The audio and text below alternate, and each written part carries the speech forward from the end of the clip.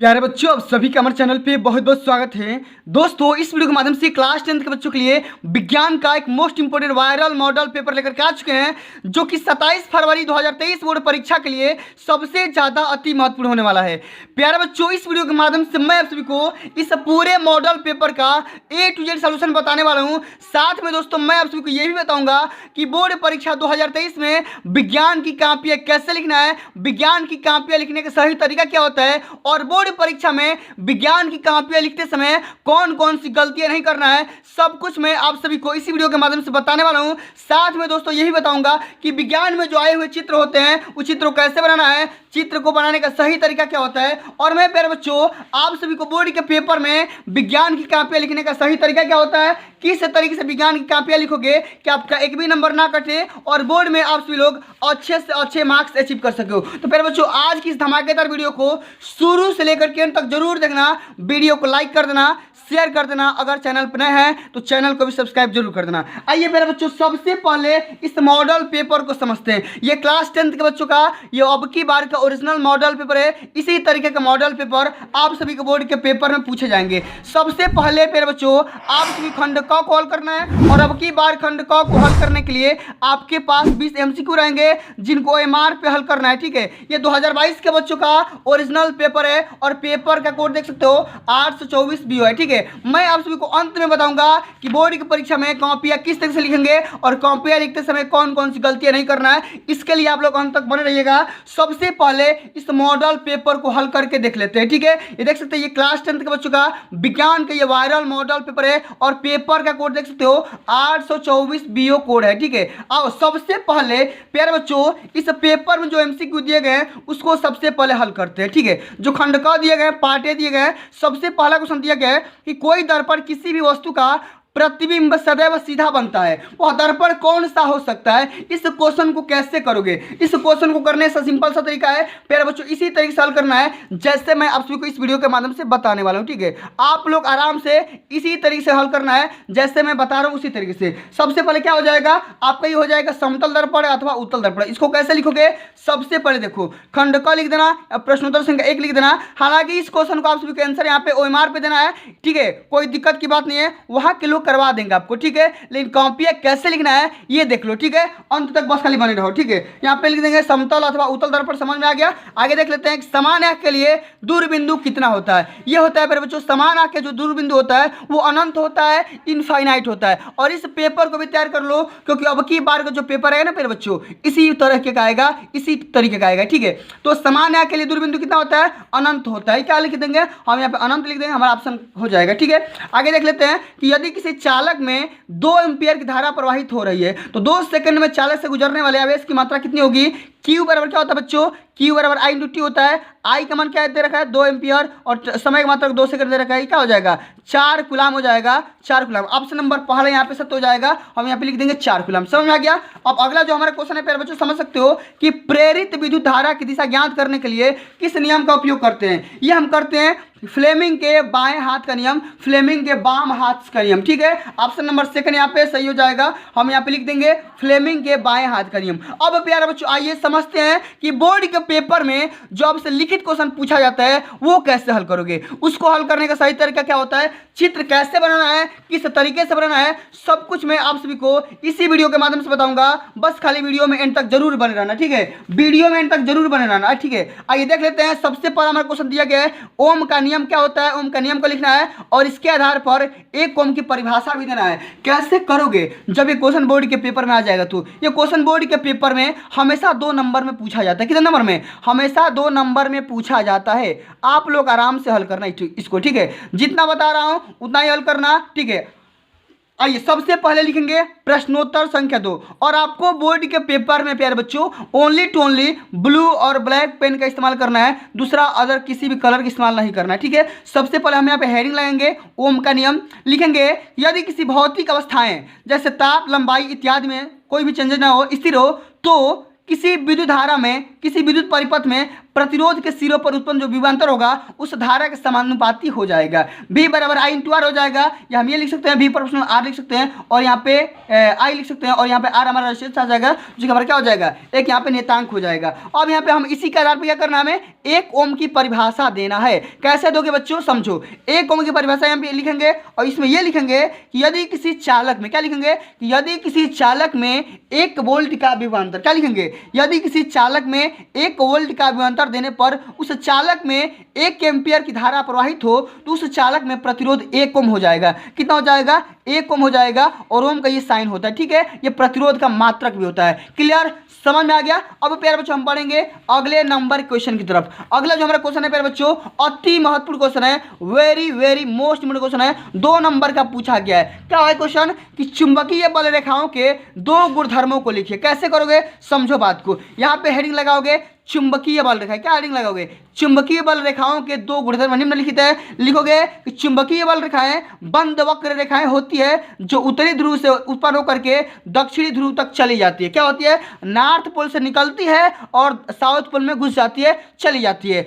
समझ में आ गया। अब आगे बात कर लेते हैं कि चुंबकीय बल रेखाएं एक दूसरे को कभी नहीं काटती है। इसी तरीके से आप सभी को बोर्ड के पेपर में कापिया लिखना है। कापिया कैसे लिखना है, सेम इसी तरीके से लिखना है, ठीक है। बताऊंगा अंत में कापिया लिखते समय कौन कौन सी गलतियां नहीं करना है, सब कुछ मैं बताऊंगा। चित्र कैसे बनाना है इसका भी सोल्यूशन बताऊंगा। आप लोग बस खाली वीडियो के अंत तक बने रहो, ठीक है। अब अगला जो हमारा क्वेश्चन दिया गया बच्चों, यह एक न्यूमेरिकल दिया गया। क्या है, यह एक न्यूमेरिकल है। इसको कैसे करेंगे कि 16 सेंटीमीटर फोकस दूरी के अवतल दर्पण के सामने एक वस्तु 8 सेंटीमीटर की दूरी पर रखी गई है। उपयुक्त किरण बनाइए तथा प्रतिबिंब की स्थिति और प्रकृति भी ज्ञात करिए। कैसे करेंगे, सबसे पहले हम यहाँ पे लिख देंगे एफ का मान यहाँ पे दिया गया है। हमेशा कौन सा दर्पण है, अवतल दर्पण निगेटिव होगा, -16 हो जाएगा। यू का मान भी निगेटिव होगा, 8 हो जाएगा। हम यहाँ फॉर्मूला जानते हैं 1/f बराबर क्या होता है, 1/v + 1/u, और यहाँ पे एफ और यू का मान रख दो, v का मान यहाँ से निकल करके आ जाएगा 16 सेंटीमीटर। समझ में आ गया। तो ये हमारा पॉजिटिव आ गया। अब कहाँ बनेगा भैया, ये बन जाएगा दर्पण के पीछे बन जाएगा। कहाँ बनेगा, दर्पण के पीछे बन जाएगा, ठीक है, पॉजिटिव में बनेगा।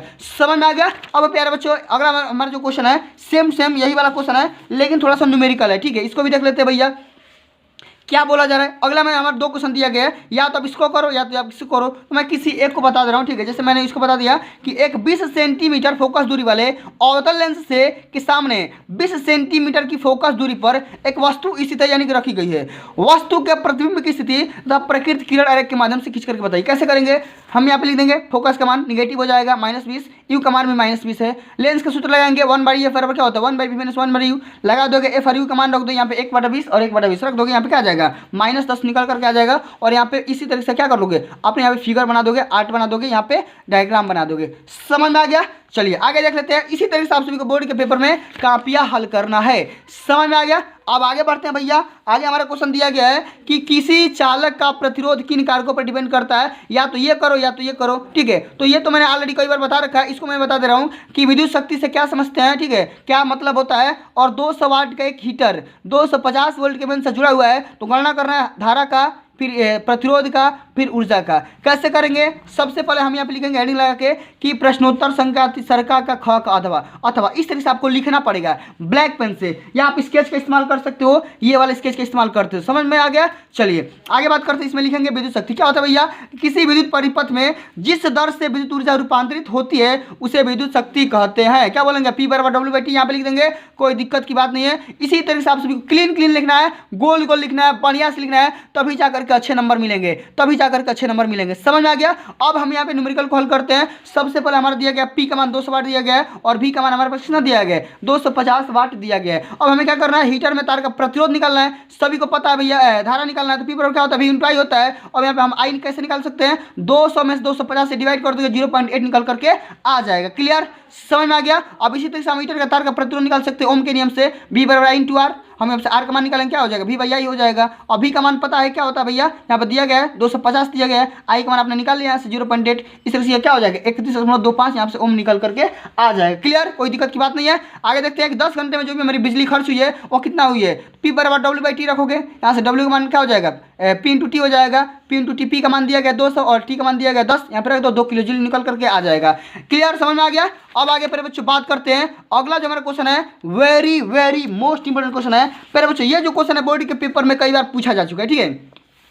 एक बात देखो, ये क्वेश्चन देखो, दिश धारा अथवा प्रतिवर्ती धारा में क्या अंतर होता है। विद्युत मोटर की संरचना रचना एवं कार्यविधि का स्पष्ट बारे में लिखना है। या तो ये करो या तो नीचे वाला करो, दोनों बताऊंगा, ठीक है। यहाँ पे देखो विद्युत मोटर, देखो ये पूछा गया ना विद्युत मोटर, ये देखो विद्युत मोटर है, ठीक है, बढ़िया तरीके से लिखा गया है। कैसे मोटर का चित्र बनाना है मैं आप सभी को इसका मैं एक अलग से अभी बताऊंगा, ठीक है, लास्ट में बताऊंगा, अभी बताऊंगा, लास्ट में बताऊंगा, बस आप देख लो। विद्युत मोटर होता है, इसमें विभक्त वाले वगैरह क्या होता है, इसमें सब कुछ मैं आप सभी को ऑलरेडी बताऊंगा। आप लोग बस खाली वीडियो के अंत तक देखते रहो, ठीक है। इसमें हम ये लिखेंगे, ये वाला क्वेश्चन करेंगे कि फ्लेमिंग के बाएं हाथ का नियम क्या होता है। एक हाथ एक समान चुंबकीय क्षेत्र में रखे धारावाही चालक पर लगने वाले बल का मान किन किन कार्यों पर डिपेंड करता है। यदि धारावाही चालक चुंबकीय क्षेत्र के समांतर हो अथवा लंबवत हो तो क्या प्रभाव पड़ेगा। इसको देखते हैं, समझते हैं। सबसे पहले हम ये लिख देंगे कि फ्लेमिंग के बाएं हाथ का नियम, इसमें क्या लिखेंगे, इस नियम के अनुसार क्या होता है भैया, अपने बाएं हाथ की तर्जनी, मध्यमा, अंगूठा, ठीक है। यहाँ पे देखो एक बार मैं आप सबको फिगर दिखा दे रहा हूँ, देखो फिगर मैं आप सबको दिखा दे रहा हूँ, ये देखो फ्लेमिंग के बाएं हाथ का नियम, ठीक है। फ्लेमिंग के ये बाएं हाथ का नियम और दाएं हाथ का नियम सेम यही वाला है, ठीक है। इसी तरीके से आपको फिगर बनाना है बढ़िया तरीके से, क्लियर, समझ में आ गया। चलिए आगे देख लेते हैं। इस नियम के अनुसार अपने बाएं हाथ की तर्जनी, मध्यमा और अंगूठा को इस प्रकार फैलाया जाना चाहिए कि ये तीनों एक दूसरे के परस्पर लंबवत हो, ठीक है। जब तर्जनी चुंबकीय क्षेत्र, मध्यमा धारा और अंगूठा क्या बताएगा, हमारा चुंबकीय बल बताना स्टार्ट कर देगा, ठीक है। अब आगे बात कर लेते हैं। अगला हमारा क्वेश्चन दिया गया इसी में से कि धारावाही चालक पर किन किन बातों पर डिपेंड करेगा। इसका जो मान होगा सबसे पहले तीव्रता पर डिपेंड करेगा, ठीक है, चालक की लंबाई पे करेगा और चालक में बहने वाली धारा पे करेगा, उसकी दिशा पे करेगा और चुंबकीय क्षेत्र की दिशा की एंगल पे कर देगा, क्लियर, समझ में आ गया। अब जब ये देखते हैं कि भैया जब समांतर होगा तो थीटा का मान 0 हो जाएगा और जब लंबवत होगा तो थीटा का मान 90 डिग्री हो जाएगा। एफ का मान निकालना है, ए बराबर क्या होता है, BL sin थीटा होता है, ठीक है। यहाँ पे sin थीटा का मान रख दो भैया, क्या हो जाएगा, sin 0 का मान 0 हो जाएगा, तो यहाँ पे एफ का मान 0 हो जाएगा। और जब 90 रखो sin 90 का मान क्या होता है, 1 होता है, तो यहाँ पे ए बराबर क्या हो जाएगा, BIL हो जाएगा, क्लियर, समझ में आ गया। चलिए इसी तरीके से आप सभी को बोर्ड के पेपर में कापियाँ लिखना है, एकदम जैसे बता रहा हूँ इसी तरीके से आप सभी को बोर्ड के पेपर में कापियाँ लिखना है। अब आगे पर बच्चों बात करते हैं अगले नंबर सेक्शन की तरफ, खंड ख की तरफ, पार्ट बी की तरफ। क्या पूछा गया है, निम्नलिखित में से अम्लीय लवण कौन सा है। ये प्यारे बच्चों क्या हो जाएगा, ये हो जाएगा सोडियम डाइसल्फेट हो जाएगा। यहाँ पे देख सकते हो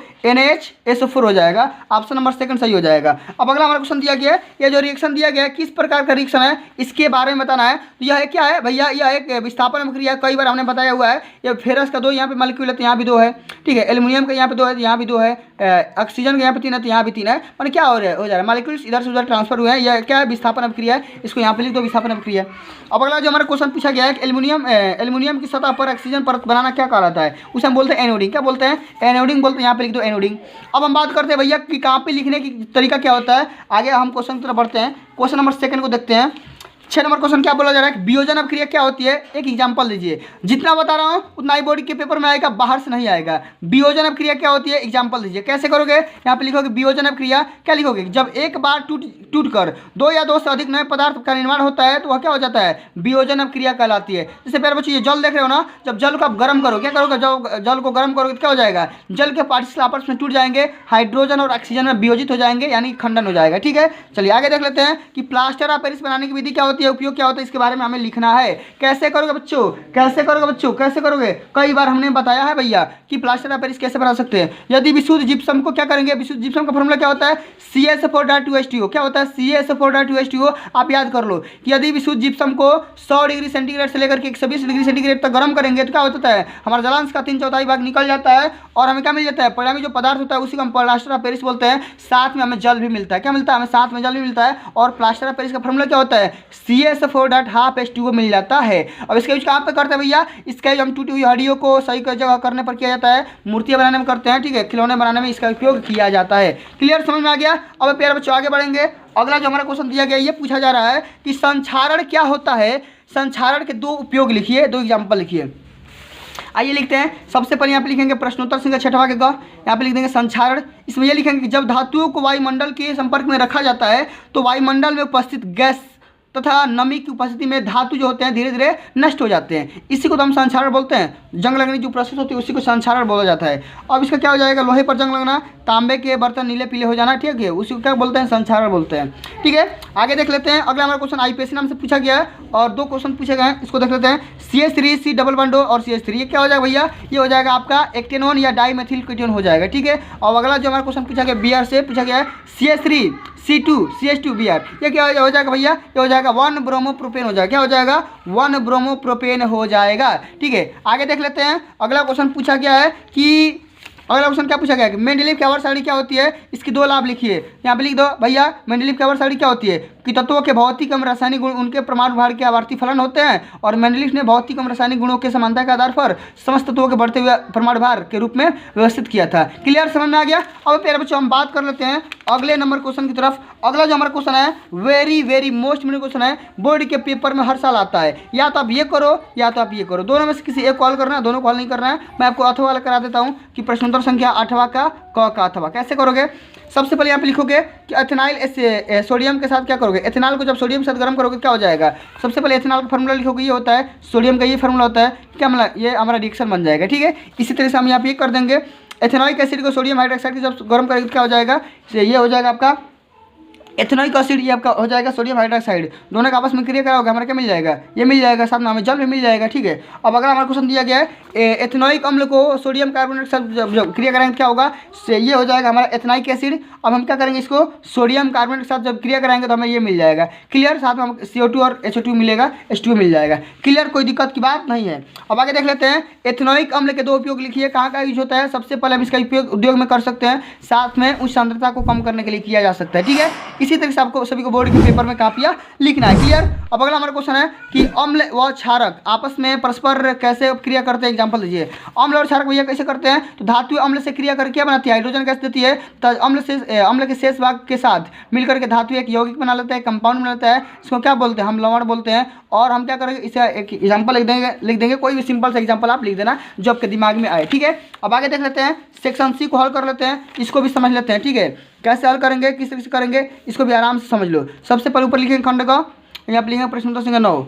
अब इसमें सबसे पहले हमारा क्वेश्चन क्या पूछा गया है कि मेंडल के अनुसार मटर के शुद्ध लंबे पौधों का जीन प्ररूप कैसा होता है, ये टीटी टाइप का होता है, यहाँ पे लिख दो, यहाँ पे टीटी। ठीक है, अब अगर हमारा क्वेश्चन पूछा गया है कि स्वपोषी पोषण हेतु क्या आवश्यक होता है, ये होता है CO2 भी होता है, जल भी होता है, क्लोरोफिल भी होता है, सूर्य की रोशनी भी होती है। ठीक है, तो सभी के सभी हो जाएंगे, इनमें से सभी यहाँ पे ऑप्शन सत्य हो जाएंगे। अब अगला जो हमारा क्वेश्चन पूछा गया है कि मूत्र का निर्माण कहाँ होता है भैया, ये होता है कहाँ पे भैया, ये होता है ब्रिक में होता है। कहाँ पे होता है, ब्रिक में होता है, किडनी में होता है। ठीक है, ऑप्शन नंबर पहला सत्य हो जाएगा। अगला क्वेश्चन पूछा गया कि लार में कौन सा एंजाइम पाया जाता है, लार में कौन सा पाया जाता है, एमिलेस पाया जाता है, इसको यहाँ पे लिख देंगे। अब हम बात करते हैं कि कॉपियाँ कैसे लिखोगे। ठीक है, आगे देख लेते हैं। सबसे पहला हमारा क्वेश्चन पूछा गया है, सबसे पहला क्वेश्चन ये है, प्यारे बच्चों समझ सकते हो क्या पूछा गया है कि ये सजीवों तथा निर्जीवों में दो प्रमुख अंतर को लिखिए। कैसे लिखेंगे कि सजीवों तथा निर्जीवों में दो अंतर यहाँ पे लिखेंगे कि सजीवों में जान होता है, जीवन होता है, जबकि निर्जीव में जीवन नहीं होता है। ठीक है, सजीव शोषण करते हैं जबकि निर्जीव शोषण नहीं करते हैं, सांस नहीं लेते हैं। ठीक है, अगला हमारा क्वेश्चन दिया गया, शोषण को परिभाषित करिए। कैसे करेंगे, हम यहाँ पे ये लिख देंगे कि शोषण वे सभी क्रियाएं जो ऑक्सीकरण द्वारा खाद्य पदार्थों को रासायनिक ऊर्जा को मुक्त करने से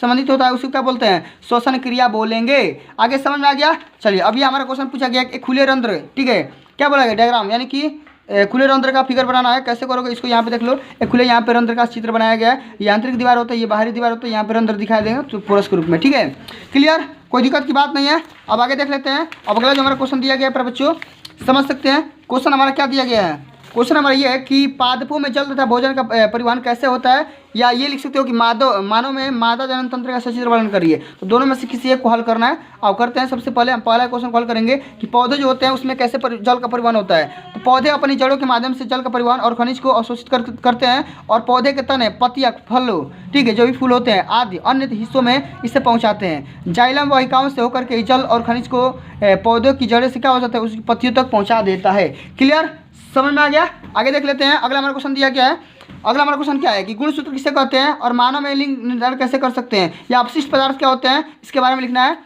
अब समझ लेते हैं भैया कि अपशिष्ट उत्पाद क्या होते हैं। तो किसी भी प्रक्रम के दौरान अंत में बचने वाला अनुपयोगी जो हमारा शरीर होता है, जो हमारे शरीर में काम का नहीं होता है, उसी को हम क्या बोलते हैं, अपशिष्ट पदार्थ बोलते हैं। ये दो तरीके का होता है, एक होता है जैव निम्नीकरणीय, एक होता है अजैव निम्नीकरणीय। दोनों के बारे में लिख देना, आराम से आपका काम हो जाएगा। ठीक है, इसी तरह से आप सभी को बोर्ड में कापियाँ लिखना है। क्लियर, समझ में आ गया। अब आगे देख लेते हैं। अगला जो हमारा अंतिम नंबर क्वेश्चन है, या तो पर्यावरण वाले करो या तो इसको करो, नहीं ठीक है, तो दोनों में से किसी एक को हल करना है। ठीक है, लिखने का तरीका ये होता है, सबसे पहले यहाँ पे लिख देंगे प्रश्नोत्तर संख्या 12, ऊर्जा के परंपरागत तथा गैर परंपरागत ऊर्जा के स्रोत। ठीक है, यहाँ पे लिख देंगे परंपरागत ऊर्जा कौन कौन से होता है, जैसे जलावान, उपले, कोयला, पेट्रोलियम, डीजल, गैस, बिजली, सब क्या हो जाएंगे, परंपरागत ऊर्जा के स्रोत हो जाएंगे। और गैर परंपरागत ऊर्जा के स्रोत क्या हो जाएंगे, जैसे सौर ऊर्जा, पवन ऊर्जा, ज्वारीय ऊर्जा, जिसको हम नहीं बना सकते हैं, इसको खुद नेचर ने दिया है। इस तरह से प्यारे बच्चों अगर कापियाँ लिखते हो तो बोर्ड में अच्छे से अच्छे मार्क्स अचीव कर सकते हो, ये मैं दावे के साथ बोल सकता हूँ। अब प्यारे बच्चों आइए हम बात करते हैं, आप लोग डायग्राम कैसे बनाओगे। तो डायग्राम बनाने का सिंपल तरीका है, जैसे आप सभी को बनाना है। ठीक है, डायग्राम आपको कलम से बनाना है, अगर आप एक्सपर्ट हो तो, नहीं तो पेंसिल से बना सकते हो, कोई दिक्कत की बात नहीं है। अगर आपको उससे बोलेगा कि फ्लेमिंग के बाम हाथ का या दाएं हाथ का नियम बनाना है तो ये बनाना फिगर, आराम से बनाना, कोई दिक्कत की बात नहीं है, आराम से पेंसिल के माध्यम से बनाना, ठीक है। जो भी यहाँ पे डायग्राम है उसका यहाँ पे नाम लिखना, फिर यहाँ पे बढ़िया तरीके से सारी चीज़ों को डिटेल्स में दिखा देना है। इससे यहाँ पे देखो बताया गया है कि मनुष्य का उत्सर्जित तंत्र दिखाया गया है, इसको देखो आराम से कितना बढ़िया से बनाया गया है, आराम से बनाना है, ठीक है, कोई परेशानियाँ नहीं होना है, दिक्कत नहीं होना है, आराम से बनाओ, टाइम बहुत ज़्यादा रहता है, 3 घंटे का समय रहता है, ठीक है। इसी तरह से आप ये बना सकते हो कि विद्युत मोटर क्या होता है, सिद्धांत क्या होता है, अभी मैं इसको बताने वाला हूँ, ठीक है। अभी मैं इसको डिटेल में बताऊंगा क्या होता है, इसके बारे में डिटेल में बताऊंगा, ठीक है। वीडियो में अंत तक बने रहो। ये देखो अनंत पीरियड पे ये डायनेमो वाला है, जनरेटर वाला है, इसको भी फिगर यहाँ पे आराम से बना सकते हो। ये नॉर्थ पोल है, ये साउथ पोल है, इसमें कुंडली लगी होती है, फिर यहाँ पे आर्मेचर लगा होता है, फिर यहाँ पे बल्ब लगा दो, तंतु लगा दो, फिर ये क्या हो जाएगा, इसको आप एक्स वाई को आपस में कनेक्ट कर दो, क्या हो जाएगा, बल्ब हमारा जलना स्टार्ट हो जाएगा, ठीक है। इसी तरीके से बनाना है। अब अगला जो हमारा क्वेश्चन है प्यारे बच्चों, अब हम समझ लेते हैं कि हम अब इस जो हमारा विद्युत मोटर है, ठीक है, ये बोर्ड में कई बार पूछा जा चुका है, अब इसको थोड़ा समझ लेते हैं, ठीक है। और समझ लेते हैं भैया कि विद्युत मोटर क्या होता है। मोटर क्या होता है, सबसे पहले ये मोटर एक ऐसा साधन होता है, एक ऐसी मशीन होती है जो विद्युत ऊर्जा को सीधे सीधे मैकेनिकल में कन्वर्ट करती है, किसमें, मैकेनिकल ऊर्जा में देती है, यांत्रिक ऊर्जा में बदलती है, ठीक है। फिगर देख लो, ये आपका नॉर्थ पोल, आपका साउथ पोल, इसमें कुंडली लगी होती है, ठीक है, आर्मेचर लगा होता है, इसमें बाइंडिंग की जाती है, और ये क्या हो जाता है भैया, ब्रूस और वलय के माध्यम से कनेक्ट किया जाता है। ये ब्रूस हमारा ये क्या होता है, सबसे पहले इनिशियल टार्क दिया जाता है, इनिशियल टार्क जब दिया जाता है तो क्या हो जाता है, ये हमारा ये नाचने लगता है, घूमने लगता है, रोटेट करने लगता है, रोटेट करेगा तो क्या हो जाएगा, ईएमएफ इंड्यूस होगा, और ईएमएफ जब विद्युत बल जब आएगा, बल्ब में जब कपल आएगा तो क्या हो जाएगा, ये हमारा क्या हो जाएगा, रोटेट होना स्टार्ट हो जाएगा, और हमें यहाँ पावर मिलना स्टार्ट हो जाएगा। देख लेते हैं सिद्धांत क्या लिखेंगे, जब किसी कुंडली को चुंबकीय क्षेत्र में रख करके आगे उसमें धारा प्रवाहित किया जाता है तो कुंडली पर एक बलून यानी कपल काम करना स्टार्ट कर देता है, और कुंडली घुमाने पर प्रयास रहता है, ठीक है, कुंडली को घुमाने का प्रयास करता रहता है, ठीक है। और यदि कुंडली अपने अक्ष पर घूमने के लिए स्वतंत्र होती है तो वो घूमने लगती है। क्लियर, समझ में आ गया। और समझ लेते इसका कार्यविधि कैसे लिखेंगे कि जब बैटरी से कुंडली में विद्युत धारा प्रवाहित होता है तो फ्लेमिंग के बाएं हाथ का नियम लगता है, और यहाँ पे क्या हो जाता है, ए बी और बी सी, देखो यहाँ पे ए बी और बी सी क्या हो जाते हैं भैया, बराबर होती है, और परंतु विपरीत दिशा में दो बलयुग में काम करते हैं। यहाँ पे दो कपल काम करेंगे जो कि इसको रोटेट कराने में काम करेंगे, समझ में हेल्प करेंगे, समझ में आ गया। ये बल जो होते हैं भैया बलयुग में कहलाते हैं, जिसके वजह से क्या होता है, कुंडली दक्षिणी दिशा से घूमने लगती है, क्या होती है, मैंने क्लॉकवाइज रोटेशन करने लगती है, और कुंडली के साथ उसमें क्या होता है, उसके सिरों पर लगने वाला जो विभक्त वाला होता है वो अभी घूमने लगता है, ये वाला घूमने लगता है, और जब ये घूमेगा तो ये भी घूमना स्टार्ट हो जाएगा। इसी विभक्त वाले की सहायता से धारा की दिशा और इस प्रकार रखी जाती है, कुंडली पर बल लगा करके एक ही दिशा में बार बार कार्य करवाया जा सके, और कुंडली में एक ही दिशा में घूमती रहती है। क्लियर, समझ में आ गया। इसी तरीके से प्यारे बच्चों आप सभी को बोर्ड में कापियाँ लिखना है, और बोर्ड में कापियाँ भरने का तरीका मैंने कई बार बता रखा हूँ, देख सकते हो। यहाँ पे रोल नंबर भरना, अंक में, यहाँ पे शब्द में, यहाँ पे अपना नाम लिखना है, ठीक है। यहाँ पे विषय का नाम, यहाँ पे प्रश्न पत्र, यहाँ पे संकेतांक भर देना, परीक्षा के दिन यहाँ पे सोमवार भरोगे, ठीक है। यहाँ पे अपना डेट भर देना, प्रथम पाली भर देना, अपने केंद्र का नाम लिख देना। इस वाले सेक्शन को नहीं भरना, ठीक है, इस वाले सेक्शन को एग्जामिनर भरेंगे। क्लियर, समझ में आ गया। तो बच्चों आज के लिए बस इतना ही, मिलते हैं अगली वीडियो में, ठीक है। ऐसा करता हूँ आप सभी की तैयारी बहुत ही बढ़िया तरीके से चल रही होगी, ठीक है। और भी कोई भी डाउट, कोई भी किसी भी क्वेश्चन के डाउट हो तो कमेंट करके जरूर बताना। मैंने तो अपने चैनल पे बहुत सारे वीडियो अपलोड कर रखा है, जितना बताया ना, जितना अपलोड किया हूँ, अगर आप सभी वीडियो को पढ़ के चले जाते हो तो गारंटी दे रहा हूँ बोर्ड में 95 लाइन्स कोई नहीं रोक सकता, ये मैं दावे के साथ बोल सकता हूँ। मिलते हैं अगली वीडियो में, तब तक के लिए जय हिंद, जय भारत, वंदे मातरम।